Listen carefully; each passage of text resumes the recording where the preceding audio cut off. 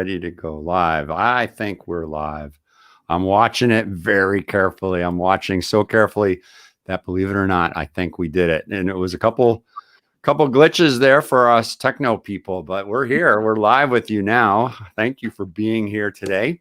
Melanie, welcome. Thank you. I'm excited to introduce Melanie Leroy to you right now, and then we'll get into this amazing chat about your brand, your image. What do you look like online? So, Melanie, welcome. Melanie's our new Vice President of Client Strategy and Development, and she is a genius right here online with you. Would you say that's true, or are you bashful and modest? I'm at least one of those things. I don't know if I'm both. So, but semi-genius. Thank you. You're not one of the seven dwarfs. So yeah, we're just we're excited. As David and I, this is true for any business. We still obviously we consult and work with large companies, but we consider ourselves small business category. The SBA definition, you're less than 250 people. Et cetera.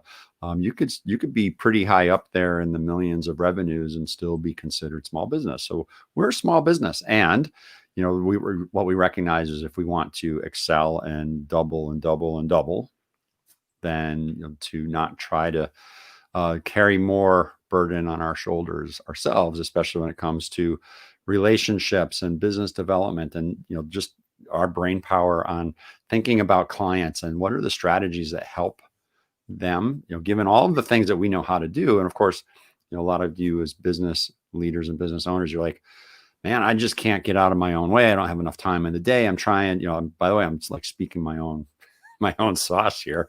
Melanie, you've been punching me in the stomach about that since you got here. So yeah. So leverage with a genius. Melanie, thank you for being here. Thanks for having me. What, why don't we, before we dive into this topic, just you've got a pretty interesting background, and I think that the best description, I remember when we were introducing you to some other people, and you're talking about, I love sports, and I didn't realize that I love sales. That's what I went to school for, and like you could sell sports, right? That was a brilliant moment. Yeah, absolutely. Yep, that was a big changing moment for me, that I didn't have to go into insurance just because of family. Right. Yeah. So just hit some highlights, because, what do you mean by selling sports? But you work for some pretty impressive organizations. So I went to UConn, and I was able to apply for the NBA job fair. So it was an application to go to the job fair. And when you went out there, you got to interview with everybody. And so I interviewed with all NBA and WNBA teams in 3 days. And what I didn't realize is that, coming from Connecticut, I had a unique proposition where I loved women's basketball, and I thought that was everywhere. I really didn't know that was just a really Connecticut, maybe Tennessee and a few other places. But so I was approached by the league president of the WNBA, and she was like, "You're not working for the NBA. We need you in the W." And I heard her speak about how much she loved Tennessee, which was hard for me because I loved UConn, but we had the same passion. And so I moved out to Michigan, just outside Detroit, and I was able to sell actually both the WNBA and the NBA. I did get a little homesick after a little while there, so I did come back here, work for the Wolfpack. And then I transitioned into collegiate athletics, and I spent 3 years at the University of Hartford, learning about everything from ticket sales to marketing, really everything under the sun, sponsorship, etc. Then I shipped myself down to Florida for a year because who doesn't want to live in Boca Raton? It was a great, great spot. And I helped open a 30,000 person football stadium that's on the Atlantic Ocean with palm trees. So I'm not sure why you're still not there. My goodness, that sounds right. I know. I missed my family. You always come back to Connecticut. Growing up, I grew up in Simsbury, so you want to get away as fast as you can, and then you're like, nah, I really do like it there. You don't want to, but you do. I'll stay right where I am. Yeah. So I love it. Yeah. So, and here I am. Well, and the amazing part about what you just described is that that revelation of like, "Oh, I don't have to work in insurance." And for those of you who don't know, Connecticut and Hartford has been known as the insurance capital of the world because there's insurance companies everywhere here. And of course, you still have like metro areas like New York City and other, any big city has insurance companies with offices. But for a lot of people graduating from college, they go to work for an insurance company up the street. So you didn't have to do that. Yeah, exactly. So, and then after obviously sports are cool, which is why I brought it into the conversation. And then Yeah. beyond the sports, you've got some other really interesting entrepreneur and corporate notches in your belt, before landing here with us. So Thank you. My head's going to get so big, it's not going to fit in the screen anymore. But that's all right. The expectations on your shoulders are going to go right with it. Absolutely. No, I decided to come back to Simsbury, and I worked for my parents' business, which was a franchise called Relax the Back here in Simsbury and in West Hartford. And I did everything, sales, ops. I mean, it really just, taught you what it was like to be a business owner. And I really enjoyed it, but I didn't want to be in my parents' shadow. I wanted to kind of make my own mark. And what's funny about that, and I think anybody who has family business in their family has gone through something like this, where I didn't want to tell my dad, right, that I didn't want to take over the family business. I was like, I'm going to disappoint him, and I told him, and he was like, that's what I kind of hoped you'd say. Like, I know you want to do your own thing. And so I'm glad that you were able to, tell me that and not stick yourself here just because you felt obligated. So good move, kid. yeah, I was shocked. He's like, okay.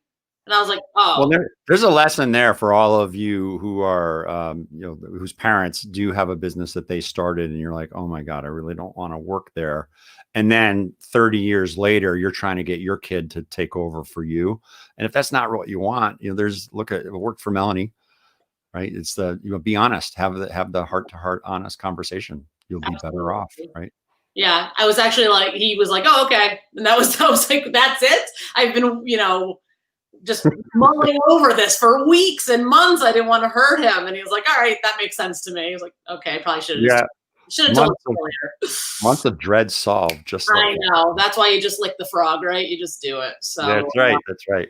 So anyway, so that was great. And then I was actually recruited over to the international headquarters of Edible Arrangements. And so I started their B2B sales team where we got, we were trying to do bulk ordering. So not one arrangement at a time, but how does a huge corporation use us for things like employee engagement and, prospecting and a bunch of different reasons. So I did that for 2 years there. And then we started one other division, which was, working with the franchisees directly on sales and local store marketing. So a lot of local business owners don't know, like, what do you do if you want to buy an ad in the newspaper? Do you just pick up the phone and call the newspaper? What about a billboard? What about a radio ad? And what if somebody invites you to a networking event and you've never been? What do? What do you say? How do you dress? A lot of those operators were really good at operations, but they didn't have as much experience in that area. So I would coach them through opportunities like that to help them grow their businesses. Right. Oh, yeah. I mean, you're exactly right. I think if you don't know how to put an ad in the newspaper would love to receive your phone call because they will charge you full price for that ad space, and it'll fill something that they want, but it won't actually deliver results. We actually, when we went enterprise, when we moved into the, from bigger company consulting, and then we opened up the small business division. Some of our small business clients have that story. They're like, oh yeah, I've been advertising in the newspaper. Like, really? How's that working? What are the metrics? Let's take a look. And that ended pretty quick because it was not. Yeah. And it's not that it doesn't make sense, but it's like, if you don't know what you're doing, then there's a path, that you can take that might be a better path. And you just need to know. So anyway. Absolutely. So, and then of course my story doesn't end there. Edible did decide to move their headquarters down to Georgia, and I had already decided that Simsbury and surrounding towns were the place for me. So I did go to work for an ad agency. It's called Out of Home, and it literally is everything non-traditional, no radio, no TV, and no print. So billboards, train stations, hand sanitizer stations, fortune cookies, fortune cookie ads. That's a good one. So I really, really enjoyed that. And I really honed in on my skills of like, continuing to build relationships and negotiating and just assimilating myself with all different types of marketing and really, learning more about the KPIs. Like you were just talking about the metrics, key performance indicators. So like, how do you measure if your ad is working and what do you want to spend on an ad and what do you expect to get out of it? So that really helped me prepare for my next step, which lucky for you is me coming on aboard to Win Enterprises. That's right. LLC. Here we are. Now this is the beginning of something amazing, and we're excited. So you have now been introduced to our Facebook community, our social media community. Of course, if you're here with us catching this live, this is going on our YouTube channel as well as our Facebook group and Facebook page. We will share it on LinkedIn. We will repurpose it for podcasts. So Melanie, you are out there.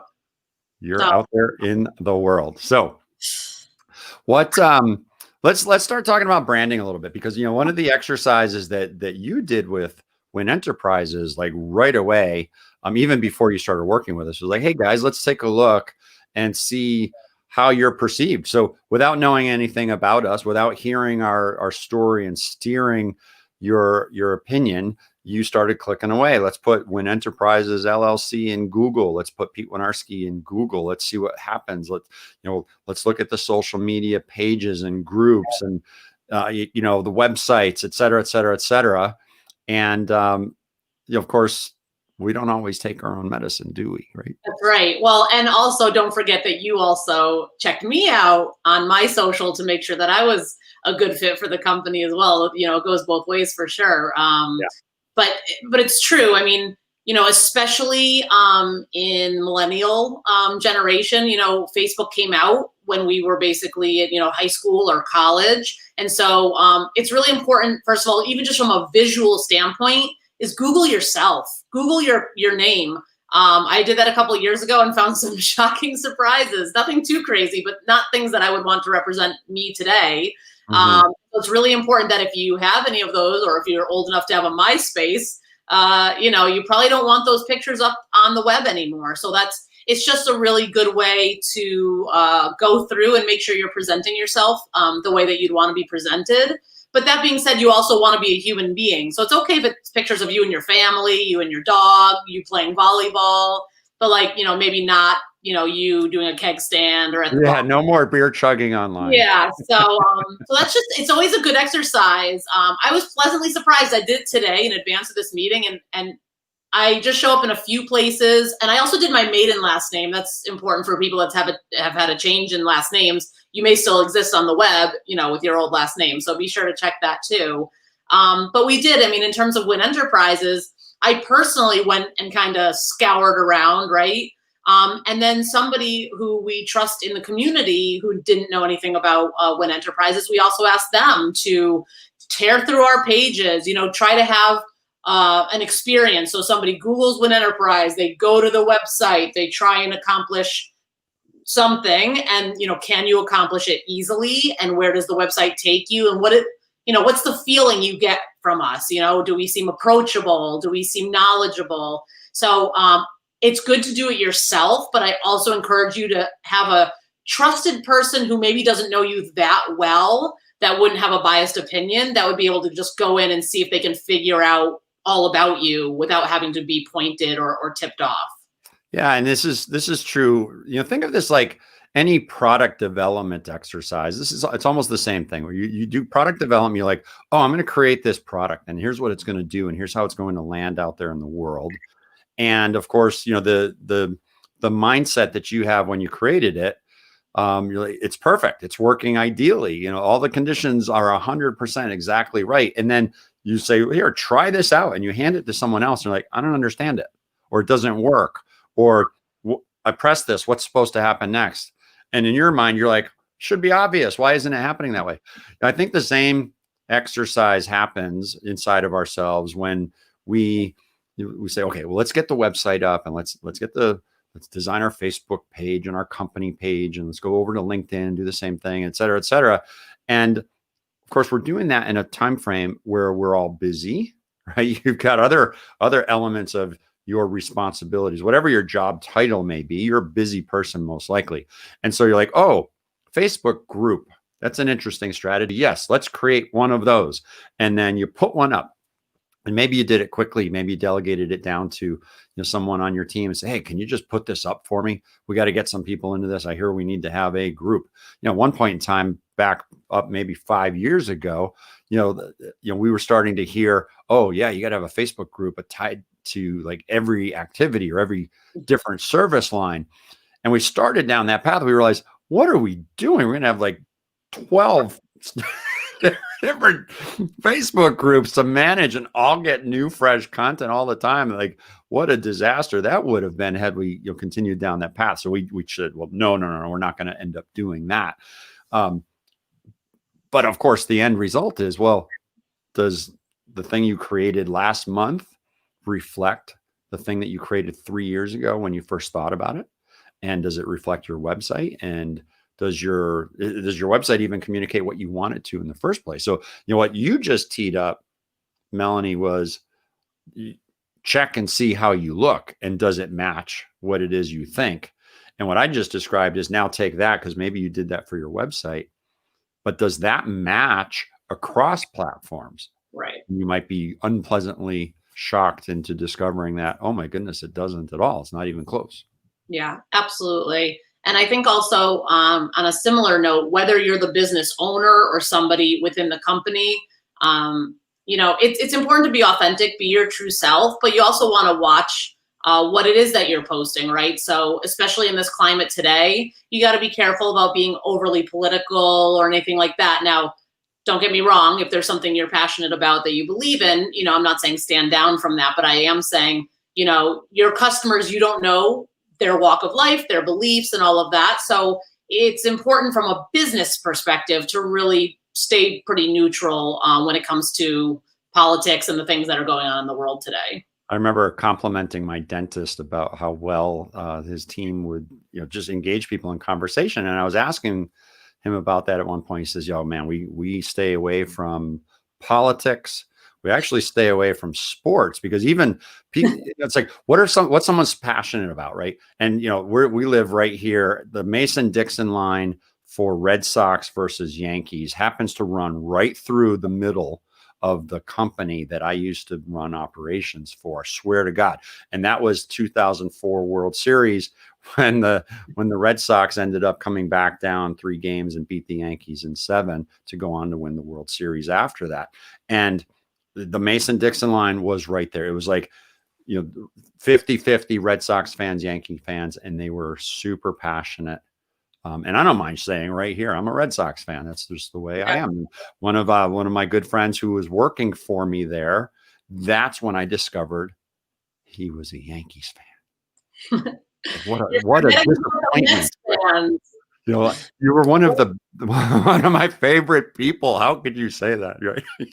So that illustrates the point. Like, if you're in a dentist chair, you don't want someone starting to get all revved up because you're talking about the enemy sport team, right? So anyways, the same is true on any controversial topic. And I do appreciate, I want to reemphasize, it's not just about keeping a neutral ground. It's being true to yourself. Yeah. And it's being true and I want you to make a conscious choice. I don't want you to make a mistake that you regret. So if you choose to post something because you feel strongly about it, then cool, do it. And if you've thought about ahead of time, what will my target audience and the people that I want to impact, how will this support them? How will they react to it? And is it all in alignment with what I want to portray? And that's really this conversation today is, well, what is it that you want to be putting out for a message, a style, an image, a brand, et cetera? Yeah. And be deliberate about it. Don't be haphazard about it. And don't think, oh man, now I've got to go. I got caught up in the hoopla. And now I've got to go and start deleting some posts because otherwise I'm embarrassed, right? Yeah, absolutely. And on that point as well, if you are in a position or a business that has reviews online, that's something else to really be cognizant of. Too often there's companies that or people in professions that do have areas where they can get reviews. So you can review, I believe, on Facebook, you can review on Google, Yelp, etc. They don't check themselves. And so somebody who's a phenomenal, let's say, realtor could have a 1-star rating because one person put up a 1-star rating, and it puts off a really negative persona if you don't go and address it. I think people love to see when someone goes and addresses it.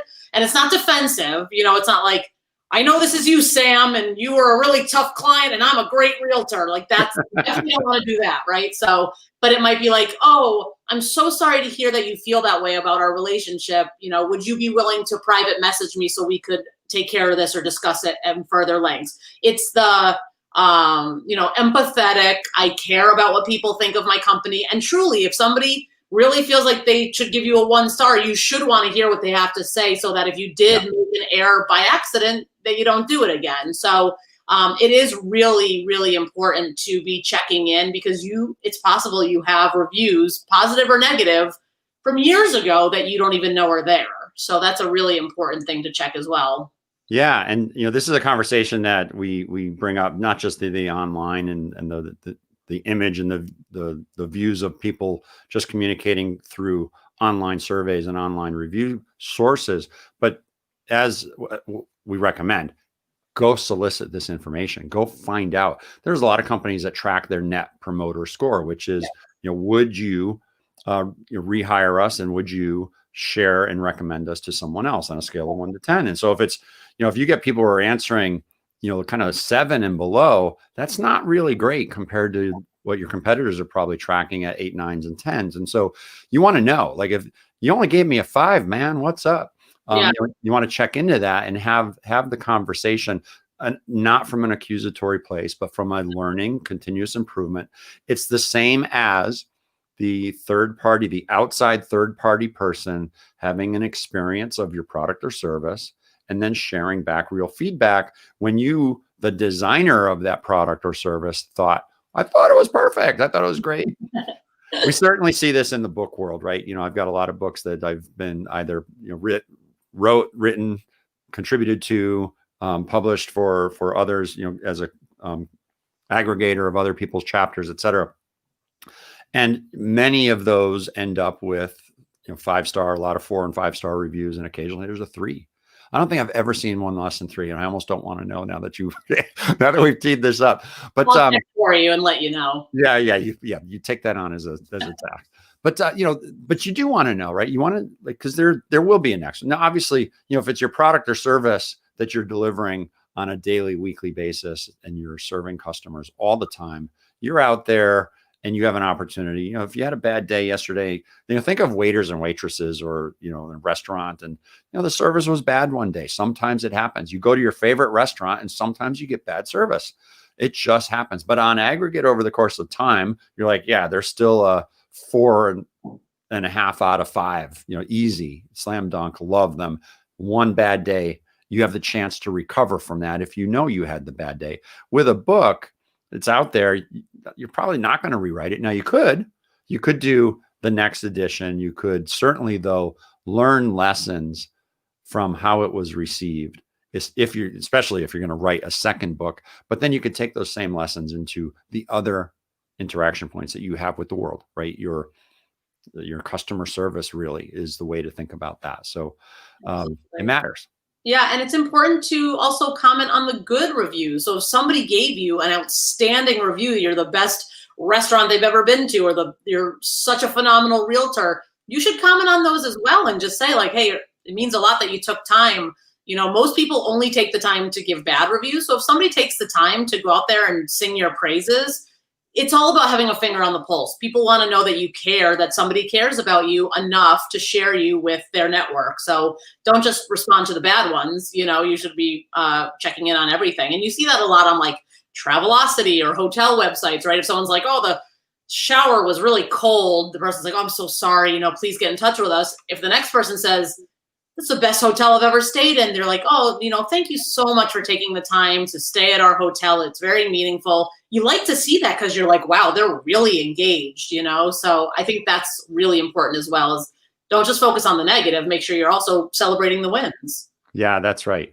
Yeah, it's the philosophy of the teacher who's got a class of whatever 20 students, and they go home and dwell about the one kid they just couldn't get through to today. Right. Well, there's another 19 that got it, right? So you want to, how did everybody do collectively? How are all the reviews collectively? And then go out of your way to appreciate each person. This conversation isn't meant to be about appreciation and gratitude, but it happens to be everywhere, and it's something that we do talk about and believe in. So up your game by appreciating the people who have bothered to give you feedback unsolicited. Certainly appreciate those that give you feedback because you asked, and then do something with the feedback. Absolutely. So let's wrap. Any final words? This was great.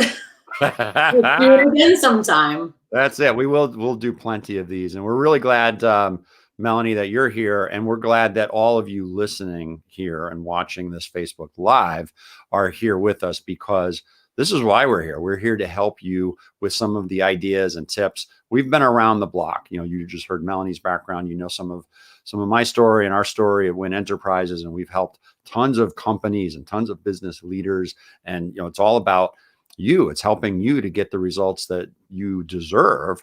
And if we've got tips and tricks and ideas and strategies, then we want to share them, and we'll do that, through this venue as well as others. So thanks for being here today, and we will catch you again soon.